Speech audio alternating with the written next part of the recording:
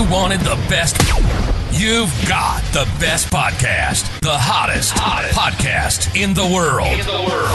The Chris Voss Show, the preeminent podcast with guests so smart you may experience serious brain bleed. The CEOs, authors, thought leaders, visionaries, and motivators.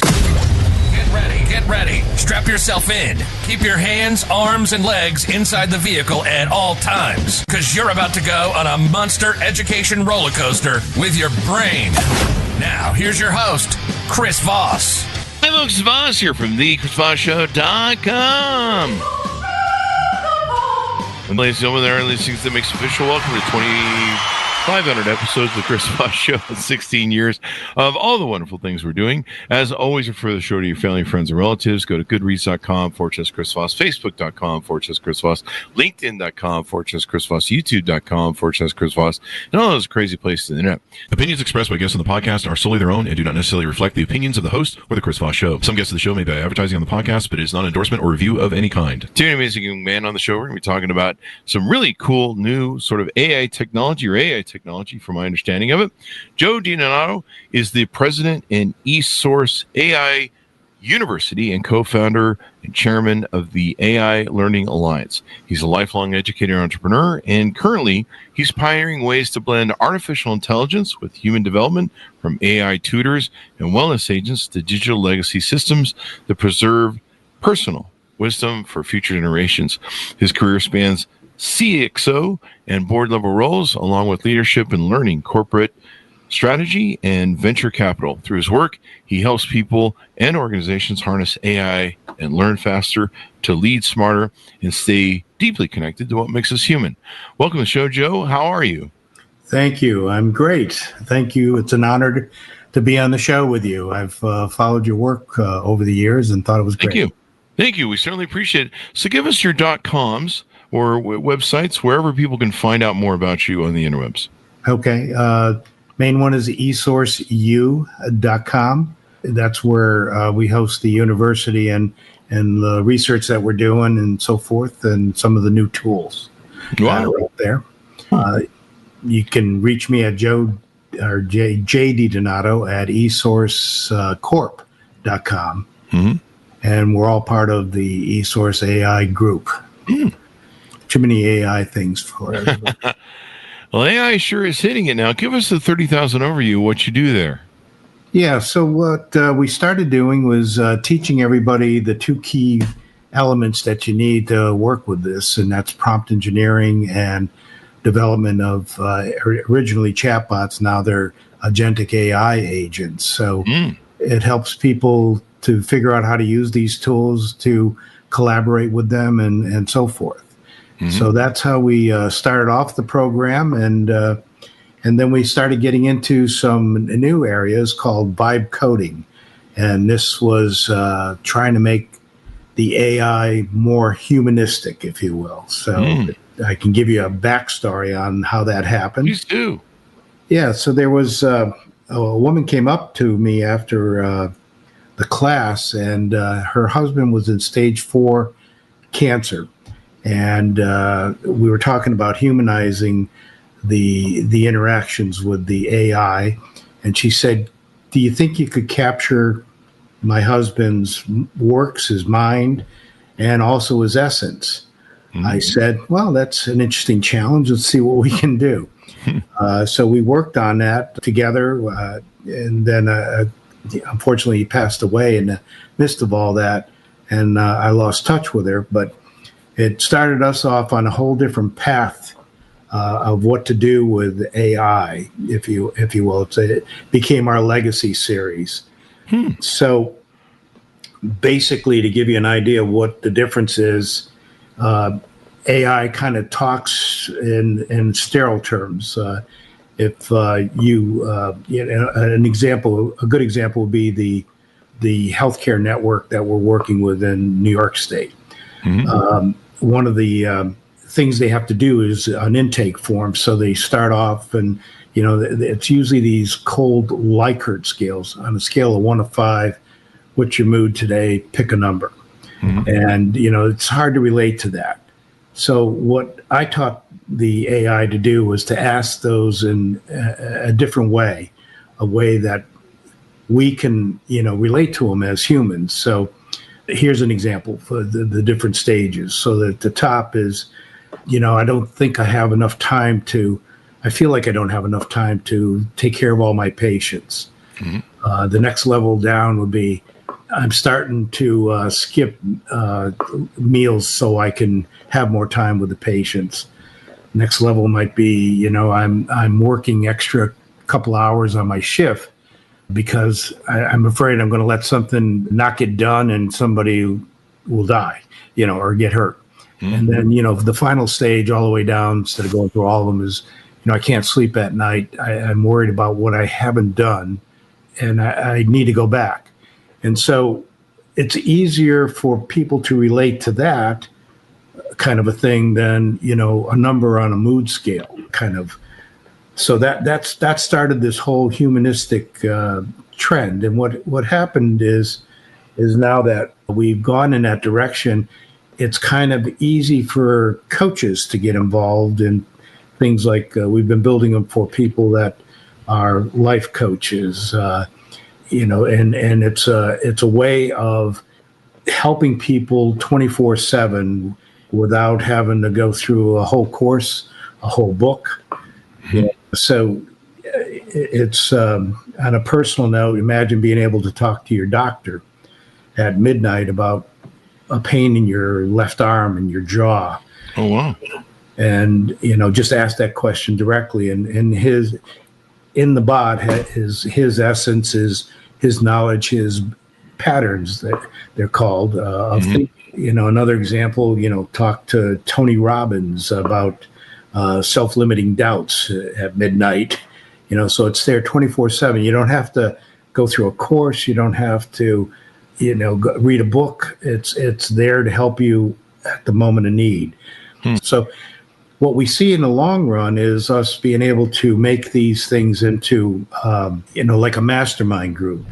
There was a story, if you ever read Think and Grow Rich by Napoleon Hill, I'm sure you probably have. Oh, yeah. They talked about taking Ford Motor Company away from Henry Ford because he didn't have a college degree.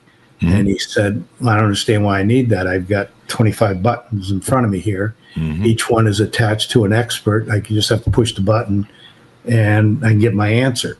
It's one of my favorite stories, too. Yeah, it was. It was, a crazy thing that was going on there. But, that whole notion here now is possible with AI agents. We can capture the essence of a person and their thought patterns, and it's just a carefully curated way of uploading information and tuning these agents now so they can think like that. Wow. So people that, if I'm out there listening, who's your target market, and what is the target product you're trying to do, or what are some of them, I guess? Well, on a personal side, it's these legacy series, folks wanting to, leave something, pay it forward, if you will, to the next generations and all the life lessons they learned so they don't have to repeat them. On the corporate side, these things are like workhorses. So if I put in the patterns, if you will, of your best sales rep or your best customer service person, and then uploaded all your products and technical documents for reference, they can carry on a conversation, one-on-one. Things you can't do right now, we can connect it to a telephone. So you could call a phone number and you wouldn't know it's not a real person because of the quick response time back and forth. Yeah. So these are the uses that we're seeing going on in the corporate world. And then, the whole notion of, having the head of a company who formed the company, be able to talk to all their people. It changes it changes the way we can interact with senior management in the company.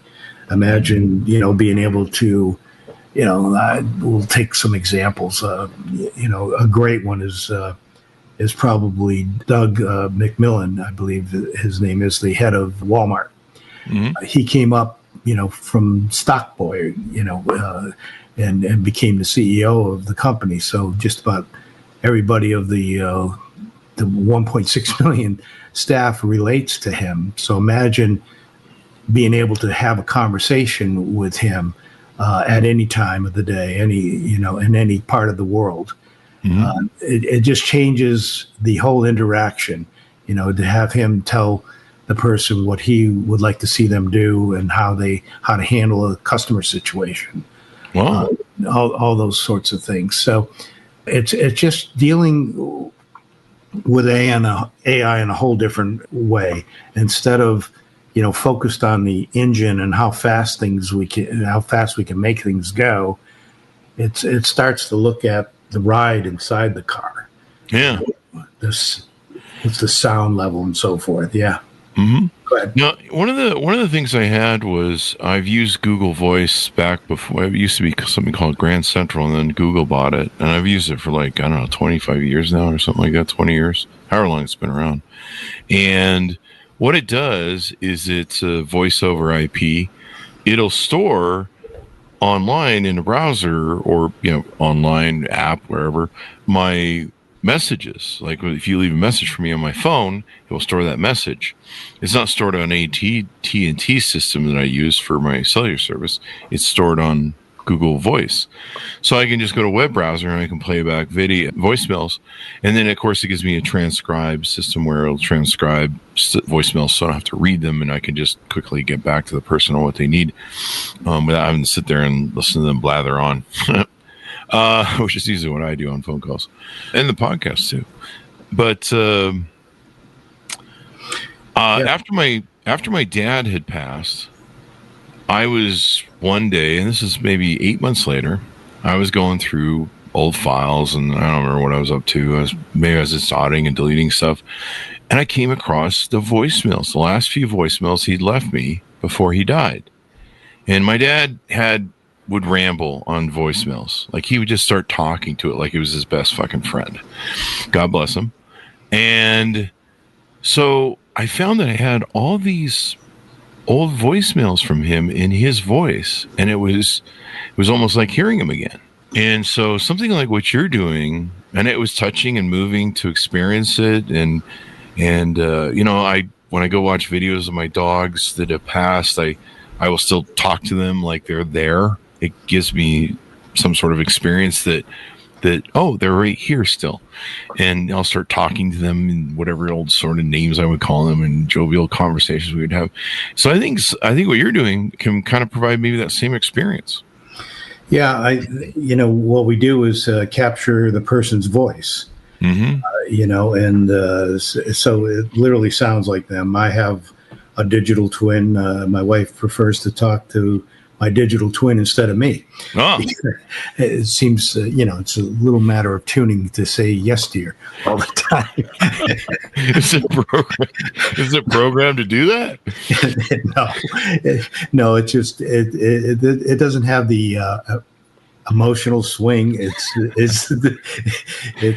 doesn't get tired of listening, maybe. I don't know. More level. Yeah. Yeah. My best friend said, "You ought to make one, Joe, argue with my wife." I said, yeah. Dude, you'd make a killing on that. Hey, honey, you want to argue? Here's the app. I'm going to go talk to this. Go fish. Yeah. No, but the worrisome, like for that woman who, the example that started this whole thing, we call it the uncanny valley, if you will. Yeah. Do you interrupt the healing process, the grieving process in any way? Do you prolong things? So we're pretty careful about how we handle the data. We put guardrails on it, so we're not giving medical advice or legal advice and all that normal stuff, and we're not talking from the dead, or any crazy things like that. And if they ask a question of a personal nature, the guardrails point them to get some qualified help, or to ask the children, or ask somebody else.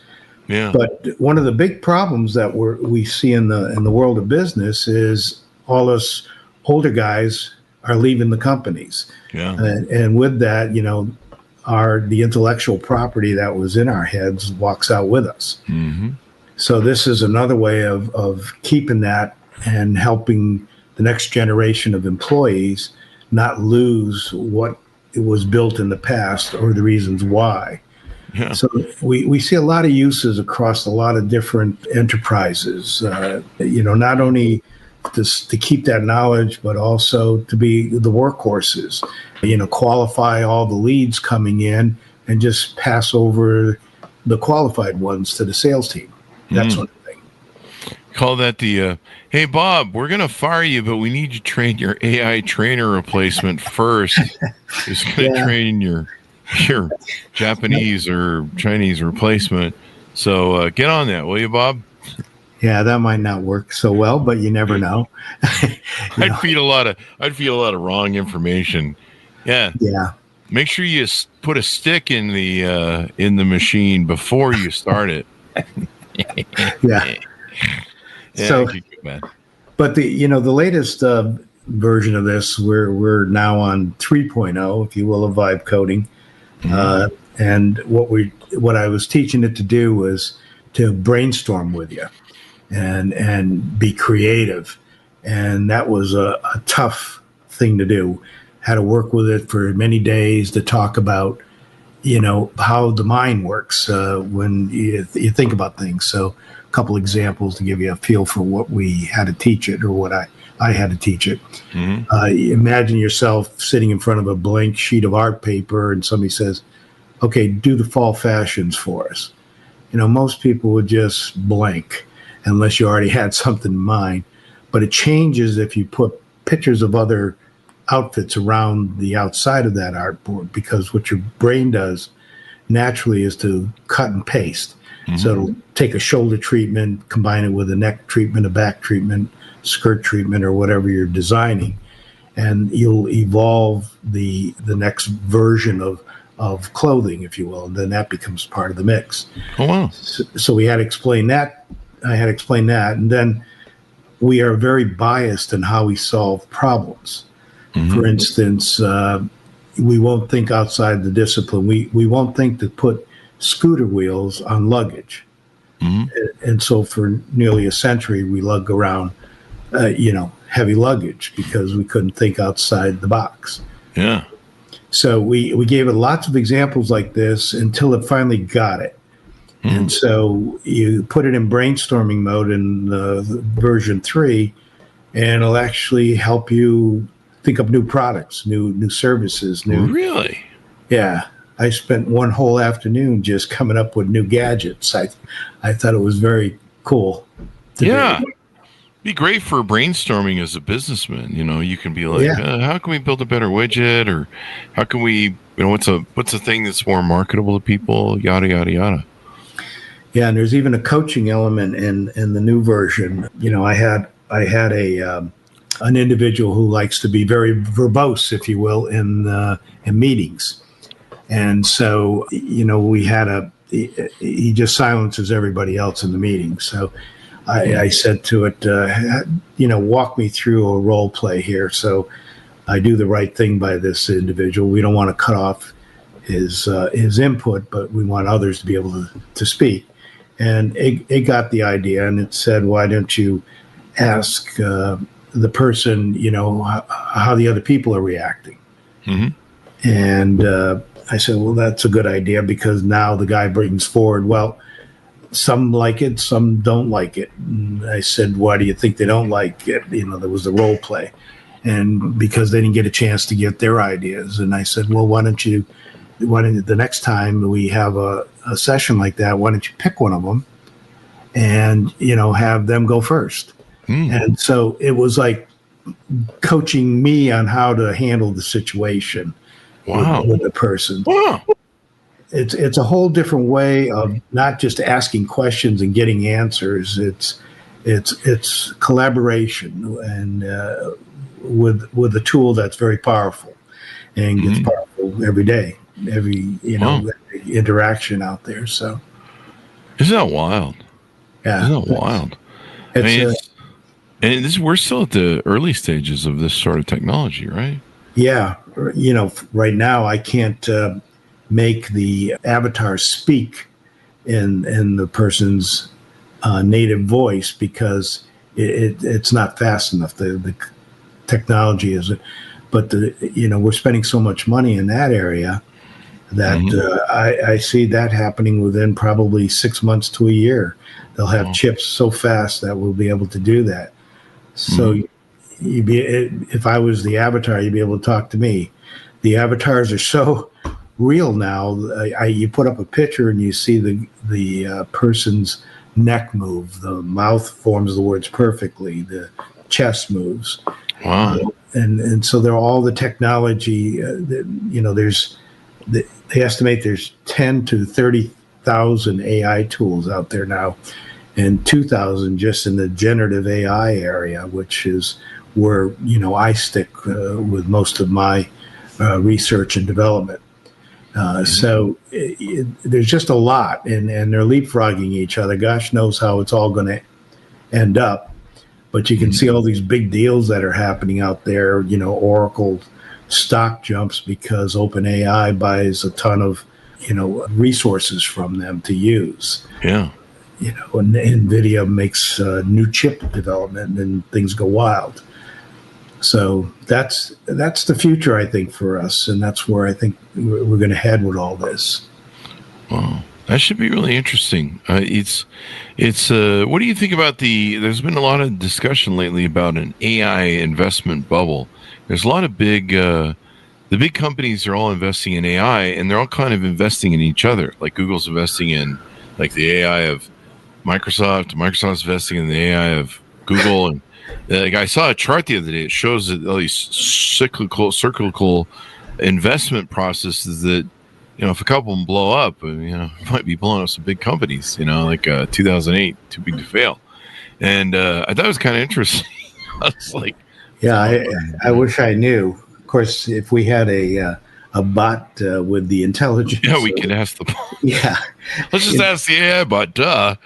Let's ask Warren Buffett's bot about that. Yeah, we need a Warren Buffett bot. How long does it take to put something? Say I'm in the audience and I'm thinking, Uncle Joe is getting down there. I remember I've talked about this on the show before. There was a time with my father where we knew, he was having a lot of events in and out of the hospital. We knew it was a matter of time, and it wasn't going to be long.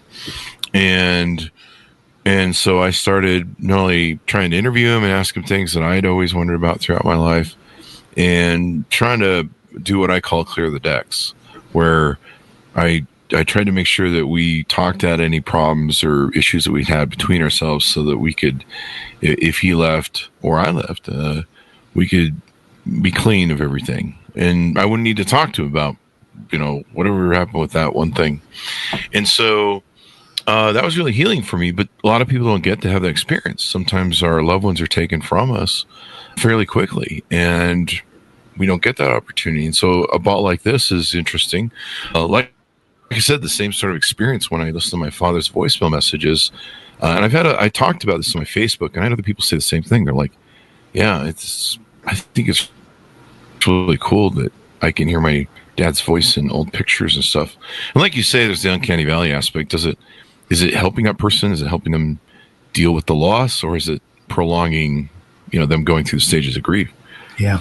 So a lot of ethical questions around all this at this point, but overall, I think it's pretty helpful. We talked about bringing back some of the great minds of the past. Wouldn't it be great to, have somebody like Einstein or Mark Twain or, or Nelson Mandela, or all those people, how they thought and bring it in. But it's a process to get the information in. It's a white glove process. I mean, for instance, I couldn't put in my bot our interview because it wouldn't be able to distinguish your pattern of thinking and question versus mine. I'm not sure I have a pattern of thinking. It's mostly just empty hiss and air. I don't know. It sounds pretty good to me. If you try to record it by a computer, all you get is this A hissing sound. Yeah, it's just white noise. Pretty much. Again, they're still trying to figure out what's going on with me, but yeah. I think it's the air releasing from my brain. Me. It's all this food I've been digesting because I can't leave my desk. That's Fridays around here. But it's an easy thing to do. People, if people are thinking about it, we didn't have this possibility in the past, right? So if people are thinking about it, you spend 15 minutes a day recording something, and now we have your voice, and you prompt a whole bunch of questions. You put them in front of your dad or whomever you want to preserve, and now we have the voice, and at the same time we have the thought pattern. And then we simply just upload all of that into the tuning part of it, and we control that pattern. So when you talk, it's really like talking to the person. It was so real that when we played the first version of this to the Bob Dana family, the one that I was telling you about, the nuclear physicist and naval commander, he had just lost a brother, and the brother's ex thought she'd lost connection with the family. And it went on for about a 15-minute input on to explain the situation to the digital twin, and it came back, and there was tears. I mean, it was that real to everybody that we had captured it, which was the nicest thing that I think we've ever felt. Yeah. So we're using all of that knowledge, and for us, it's not so much the technology; it's using that technology to do things like this to solve problems. Can we take care of the children? We know we're working on a tutor, K-12 tutor. We know from research that's been done that the kids that were tutored one-on-one outperformed 98% of the kids that were just trained in the classroom alone. Wow. So imagine being able to tutor a kid like that, or all the kids in the world. I mean, what would that unlock for us? So we see those opportunities. We see, even on the fun side, guess who's coming to dinner tonight? It's John F. Kennedy. Ask him whatever questions you want. Of course, we'd have to have a lot of permissions to do that, but it's an interesting world if we handle it correctly. That would be interesting because, when I went to school, I had issues because I was so disconnected. But geez, if you could add, John F. Kennedy appear on your computer or on a screen or whatever, and you could have an interactive conversation with him. Because, they would play like, here's Kennedy's inaugural speech. And you're like, that's not what you can blah, blah, blah. And it's a great speech. I don't mean to minimize it, but just being funny. But it'd be great if you could have that conversation. Oh, Mr. President, what was it like, the Cuba crisis? Tell us about how you handle that and what decisions you make. I read Schlesinger's book, 1,000 Days on the Kennedy administration. It was interesting, but it wasn't first person. It was, Schlesinger's analysis of what he experienced. But still, it was pretty freaking cool, right? Yeah. So imagine we're proposing something to special operations in the military. Imagine a SEAL team going in and having access to things like extraction knowledge from, think of a situation room like in the White House, where you have what are the political consequences, extraction methodologies, how can we support the team during a mission? And then there's the after effects of the PTSD and everything they're experiencing. How can we help those people after the fact and their families? Because that's a huge problem.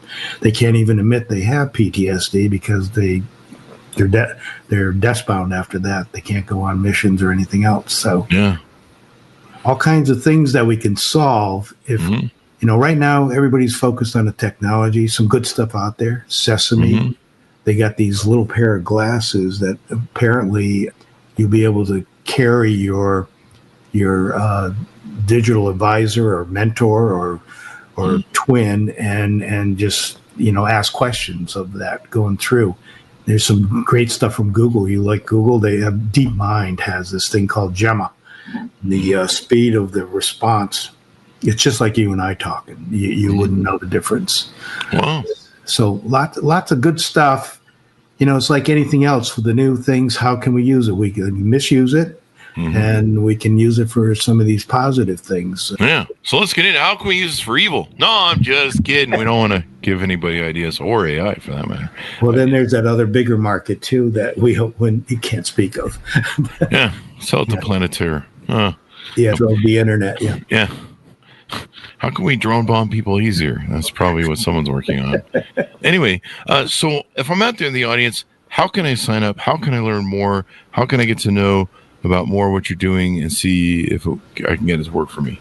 Yeah, I think anybody who really wants to understand how to use AI correctly, we got together with 5 friends of mine, and we created this thing called the AI Learning Alliance.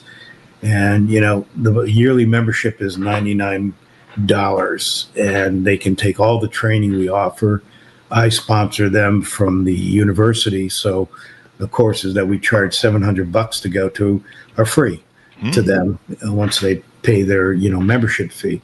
We just want people to understand the two key things are, how do you learn how to talk correctly to AI? Because if you get, we're in texting mode right now, and when we talk, and you do that with AI, it doesn't have enough information, but it'll always give you an answer. The other side of it is, how do you build these agents like I'm building? And we teach that in the class too.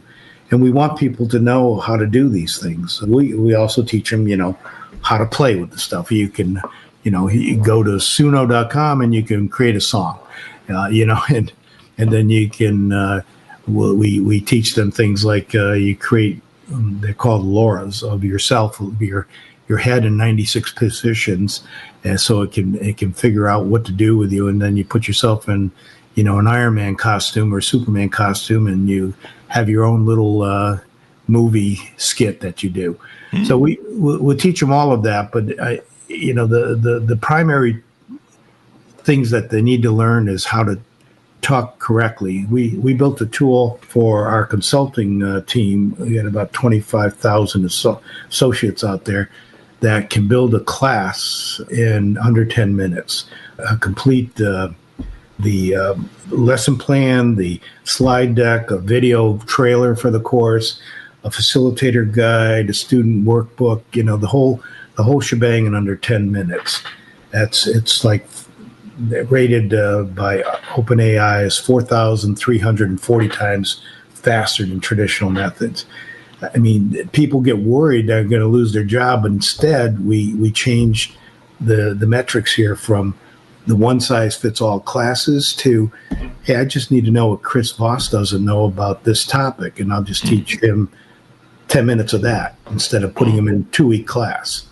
Yeah, that would be ideal too, because one of the things I did, I flunked all through school, but when I graduated high school, I started my first company at 18, and I started reading Harvard Business Review because I wanted to basically create my own custom MBA without having to go to college and have to learn all the other stuff. It's kind of fluff. I mean, really, it's kind of interesting. Sometimes you do end up using a lot of that stuff. Steve Jobs talks about how he would go to typesetting class, and that's one thing that was like the key to the success of the Mac computer.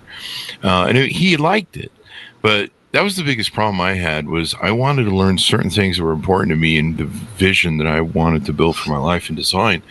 But I didn't want to learn the other stuff. And the other stuff, it's not to say it's not important. It actually can really help you in life by having that library.